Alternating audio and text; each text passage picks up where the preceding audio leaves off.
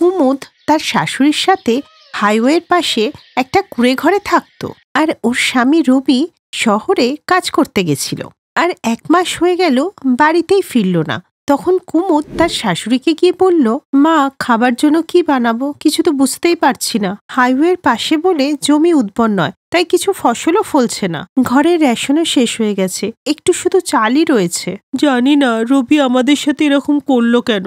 না কোনো চিঠি এলো, না কোনো কল। বুঝতেও পারছি না যে ওর জন্য কি অপেক্ষা করব না করব না।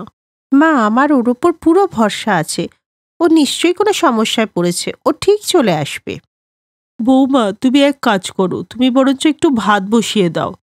কালকে আমি রেশন কার্ড নিয়ে রেশন তুলে নিয়ে আসবো, তাতে কিছুদিন তো চলে যাবেই, তাই না? এরপর কুমুদ ভাত বসিয়ে দেয়। তারপর দুজন মিলে ওই ভাত খেয়েই থেকে যায়। কিন্তু এমনটা কতদিন চলবে? বৌমা, তুমি আমার বৌমা নও, তুমি আমার তো মেয়ে।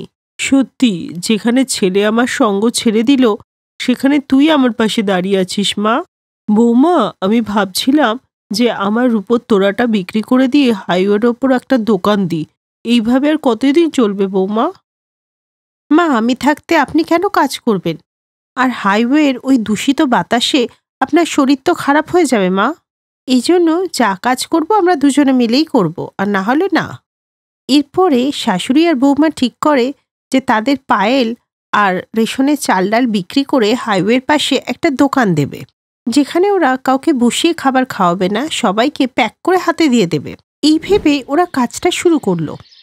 মা, সব তৈরি, এবার শুধু খদ্দের এলেই হবে। চিন্তা করিস না মা, ভগবান তোর পরিশ্রমের ফল নিশ্চয়ই দেবে। এর কিছুক্ষণ পরেই একজন ব্যবসায়ী খাবার খেতে আসে। এসে বলে, তোমরা শাশুড়ি বৌমা খুব ভালো একটা কাজ করেছো এখানে খাবারের দোকান দিয়ে। হাইওয়েতে তো 20 কিলোমিটারের মধ্যে কোনো খাবারের দোকানই দেখতে পেলাম না। বলুন দাদা, কি খাবেন? চা, কফি, ভাত, ডাল, রুটি, সবজি সব আছে। খুব খিদে পেয়েছে, তোমরা আমাকে ডাল, রুটি আর সাথে একটু আচার দিয়ে দাও। এরপর কুমুদ ওই লোককে সমস্ত খাবার সাজিয়ে থালায় দিলে একটা গাড়ি খুব জোরে পাস করলে পুরো খাবার ধুলোয় ভর্তি হয়ে যায়। জি, একই রকম খাবার যার ভিতরে স্বাদের থেকে বেশি মাটি ভর্তি আছে। এখন বুঝতে পারছি তোমাদের দোকান একদম চলছে না কেন। আমি একটা পয়সাও দেব না। থু। এই শুনে ওদের চোখে জল চলে আসে। তখন শাশুড়ি বলে, বৌমা, আমাদের সব চেষ্টা বিফল হয়ে গেল।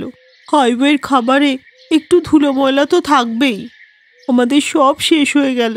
মা, আপনি একদম চিন্তা করবেন না, মানুষ চাইলে সব সমস্যারই সমাধান করতে পারে। দেখবেন আমরা আমাদের সমস্যার সমাধান ঠিকই করতে পারবো।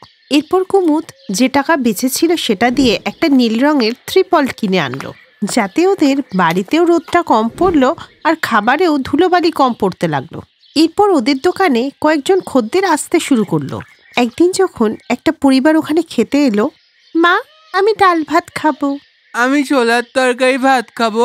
বাবা, ডাল ভাত তো হবে, কিন্তু ছোলার তরকারি ভাত নেই।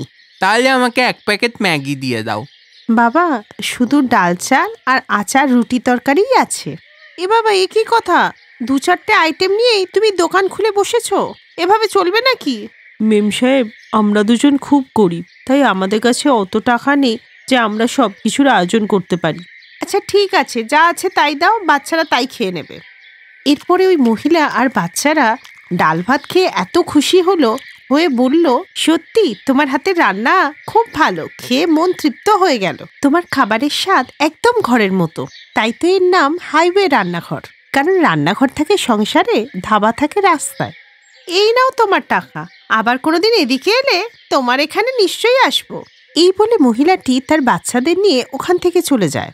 আর যাবার সময় ওর সোনার চেন ছিঁড়ে পড়ে গেলে কুমুদের শাশুড়ি সেটা তুলে নিয়ে বলে, বৌমা, আমাদের যে ভাগ্য খুলে গেল, এই চেনটা বিক্রি করে আমরা দোকান থেকে একটা ধাবা খুলতে পারবো। ওজন দেখে তো মনে হচ্ছে 50-60 হাজার টাকা হবে। না মা, আমাদের এই দোকান ঘরটা অনেক ভালো, তাই এটা হাইওয়ে রান্নাঘর নামে পরিচিত। না হলে কত হাইওয়ে ধাবা বন্ধ হয়ে গেছে। আমরা আমাদের সততা নষ্ট করব না। ঠিক আছে, এবার তুই বল, ওই মহিলাকে আমরা কোথায় খুঁজবো? আমরা ওর আমানতটা সামলে রাখবো, যখন উনি আসবেন নিয়ে যাবেন। এই বলে কুমুদ চেনটা সামলে রাখে। আর ওই রাতেই রবি ফিরে আসে। রবিকে দেখে কুমুদের শাশুড়ি বলে, এখন তোর এখানে কি চাই? আমাদের জীবনটা ধ্বংস করে দিয়ে তোর শান্তি হয়নি? বেয়াদব কোথাকার। ক্ষমা করে দাও মা, আমি শহরে এক মহিলার পাল্লায় পড়েছিলাম। ও বলেছিল আমাকে অনেক টাকা দেবে, কিন্তু একদিন ওর স্বামী আমাদেরকে হাতে নাতে ধরে ফেলেছিল, তারপর আমার ঘাড়ে দোষ চাপিয়ে দিয়ে জেলে পাঠিয়ে দেয়। ক্ষমা করে দাও। এই শুনে রবির মা মায়ের মমতায় গলে গেল আর রবিকে বাড়িতে থাকতে পারমিশন দিল। শাশুড়ি ক্ষমা করে দিলেও কুমুদ কিন্তু ওকে ক্ষমা করতে পারেনি। এইভাবেই কিছুদিন কেটে যায়। এখন রবি ওদের সাথে দোকানে কাজ করে আর এইভাবেই দিন কাটতে থাকে। এরপর একদিন রবির মা কথায় কথায় ওকে সোনার চেনের কথাটা বলে দেয় যে চেনটা কুমুদ আলমারিতে রেখেছে। ওই রাতে রবি ঘুম থেকে উঠে মনে মনে ভাবতে লাগে, এই দুজনের সাথে থাকার থেকে তো ভালো যে আমি চেনটা চুরি করে পালিয়ে যাই আর শহরে গিয়ে বিন্দাস থাকবো। এদের সাথে থাকলে তো জীবন এভাবেই কাটতে থাকবে। এরপর যখনই রবি চেনটা চুরি করার জন্য আলমারির কাছে যায়, তখনই কুমুদ লাইট জ্বালিয়ে দেয় আর তার শাশুড়িকে বলে, মা, কিছু লোক না কোনোদিনও বদলায় না, আর ও তার মধ্যে একজন।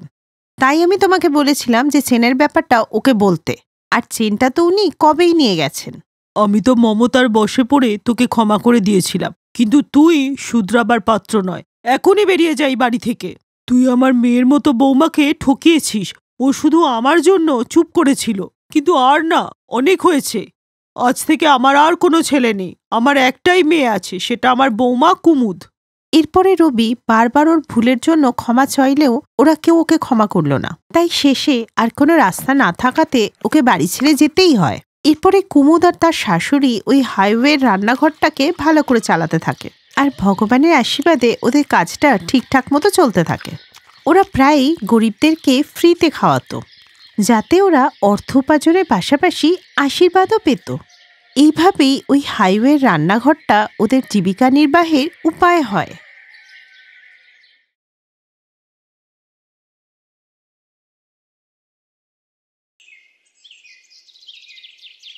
দিদি, আপনাদের কি ডিমান্ড? না না, আমাদের কোনো ডিমান্ড নেই। ভগবানের আশীর্বাদে আমাদের কাছে সব কিছু আছে। এখন তো শুধু ঘর সামলানোর জন্য একটা সংস্কারী আর গুণী বৌমা দরকার। এ নিয়ে চিন্তা নেই দিদি। আমার মেয়ে খুবই গুণী আর সংস্কারী। ও সব কাজ খুব ভালো করে পারে, আর ওর স্বভাবও খুব মিষ্টি। এর প্রমাণ আপনি এইভাবে পাবেন যে ও ওর 3 বৌদির সাথে খুব ভালো করে থাকে। বিশ্বাস না হলে আপনি ওদের জিজ্ঞেস করতে পারেন। না না, আপনি বলেছেন, ওতেই বুঝতে পেরেছি। আর মেয়েকে দেখেও তো খুব সংস্কারী বলেই মনে হচ্ছে। বাবা আদিত্য, রিয়াকে কিছু জিজ্ঞেস করা হলে করো। না না আন্টি, আমার কিছু জিজ্ঞেস করার নেই।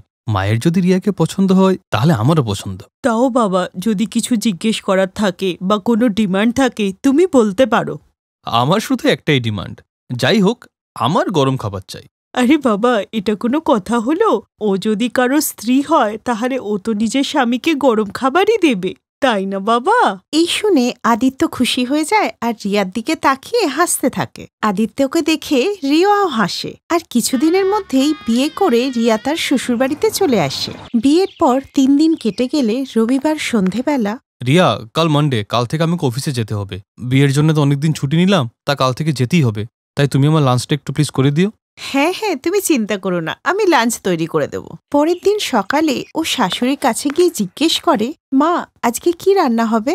রুটি আর তরকারি বানিয়ে দিও, আর আদিত্যকে ঘরের তৈরি খাবারই দিও। বিয়ের আগে ছেলেটা আমার বাইরের খাবারই খেত, কারণ আমার বানিয়ে দেওয়া লাঞ্চটা দুপুর পর্যন্ত ঠান্ডা হয়ে যেত। ঠিক আছে মা। এই বলে রিয়া রান্নাঘরে চলে যায় আর খাবার বানাতে থাকে।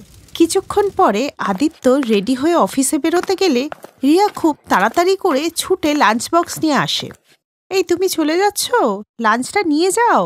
এই কি রিয়া, তুমি কি আমার সাথে মজা করছো? তুমি জানো না যে লাঞ্চে আমি শুধু গরম খাবার খাই? গরম খাবার? কিন্তু সেটা কি করে পসিবল আদিত্য?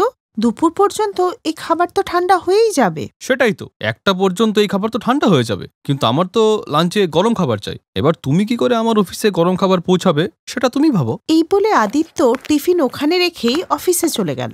বেচারি রিয়া হাতে টিফিন নিয়ে দাঁড়িয়েই থাকলো। এরপর রিয়া বাড়ির সমস্ত কাজ সেরে আদিত্যর জন্য আবার গরম খাবার বানিয়ে টিফিন বক্স নিয়ে বাইরে বেরিয়ে এলো। এবার এখন কি করব? অফিস পর্যন্ত কিভাবে পৌঁছাবো? তখনই ওর নজর পড়ল রাহুলের ওপর। ও ওদের প্রতিবেশী ছিল, আর ওর অফিসটা আদিত্যর অফিসের বিল্ডিংয়েই ছিল। বিয়ের সময় রাহুলের সাথে রিয়ার আদিত্য আলাপ করিয়ে দিয়েছিল। তখনই রিয়া রাহুলকে ডাকলো, রাহুল দা। আরে রিয়া বৌদি যে, কেমন আছো? কোথাও কি ড্রপ করে দেবো? না না ঠাকুরপো, তুমি কি এখন অফিস যাচ্ছ? হ্যাঁ বৌদি, এই যাচ্ছি। ও আচ্ছা আচ্ছা।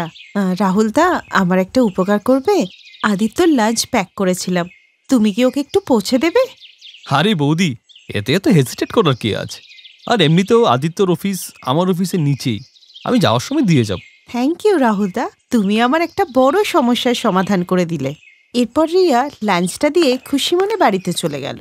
আস্তে আস্তে এটা আদিত্যর অভ্যাসে পরিণত হলো। এখন সকাল থেকে রাত পর্যন্ত ওর শুধু গরম খাবারই চাই, এমনকি রাত 10টায় বাড়ি ফিরলেও ওর গরম খাবারই চাই। এইভাবেই এক সপ্তাহ কেটে গেল। আর এইভাবেই একদিন যখন রাহুলের আসতে অনেক দেরি হয়, তখন রিয়া ওর বাড়িতে গিয়ে ডোরবেল বাজায়। রাহুলের মা দরজা খুলে। নমস্কার আন্টি, রাহুলদা কোথায়? আজকে অফিসে যায়নি? রিয়া মা, ওর তো এখন নাইট শিফট, তাই সে ডিউটি থেকে এসে ঘুমোচ্ছে। কি, শিফট চেঞ্জ হয়ে গেছে? আচ্ছা। এরপর রিয়া বাড়িতে চলে আসে আর লাঞ্চ নিয়ে নিজেই অফিসে চলে যায়।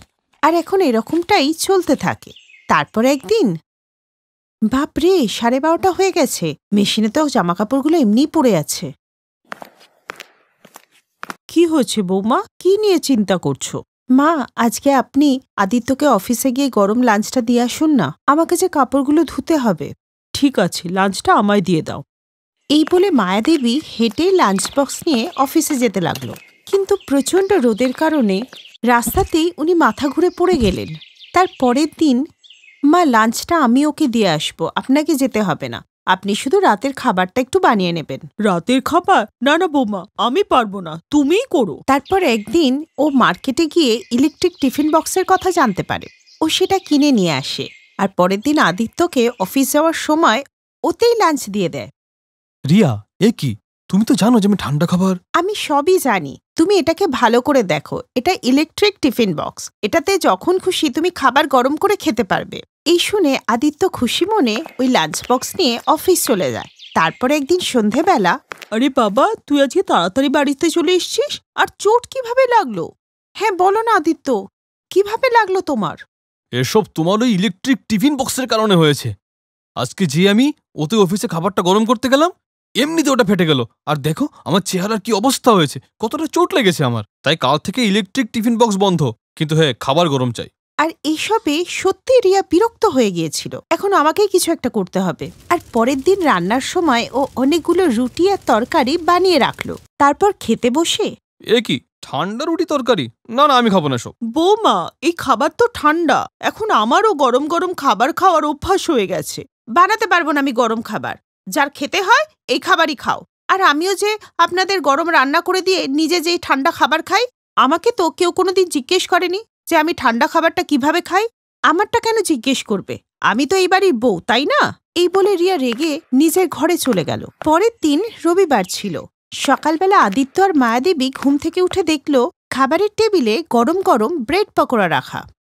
আরে বাহ, গরম গরম ব্রেড পকোড়া, এর সাথে চাটনি হলে দারুণ লাগবে। দাঁড়াও মা, আমি এক্ষুনি রিয়াকে বলছি। রিয়া, রিয়া। আদিত্য রিয়াকে অনেক ডাকলো, কিন্তু কোনো উত্তর পেল না। তখন ওর নজর গেল টেবিলে রাখা চিঠির উপরে। আদিত্য, এটা আমার তরফ থেকে তোমার জন্য লাস্ট গরম খাবার, খেয়ে নাও, কারণ আমি আর কোনোদিনই এই বাড়িতে ফিরব না। আদিত্য ও তার মায়ের মুখ এই কথা শুনে ফ্যাকাশে হয়ে যায়। ওদের বলার আর কিছুই থাকে না। আপনি যদি কোনো মেয়েকে নিজের বাড়ির বউ করে নিয়ে আসেন, তাহলে আপনি ভাববেন না যে আপনি কোনো কাজের মেয়েকে নিয়ে এসেছেন, যাকে দিয়ে আপনি যা খুশি তাই করাতে পারবেন। প্রত্যেকবার গরম খাবার চাই এটা বলার সাথে সাথে যে হাত দুটো এই গরম খাবার করছে, তার কষ্টটাও বোঝা উচিত। Best buddies. হ্যালো ফ্রেন্ডস, এই ভিডিওটা দেখার জন্য ধন্যবাদ। যদি এই ভিডিওটা তোমাদের ভালো লেগে থাকে, তাহলে প্লিজ লাইক, সাবস্ক্রাইব আর কমেন্ট অবশ্যই করবে এই ভিডিওতে। আর হ্যাঁ, শেয়ার করতে ভুলো না কিন্তু। আরো অনেক মজাদার ভিডিও দেখার জন্য নিচে দেওয়া এই বেল আইকনটাকে প্রেস করো। দেখতে থাকো বেস্ট বাডিজ।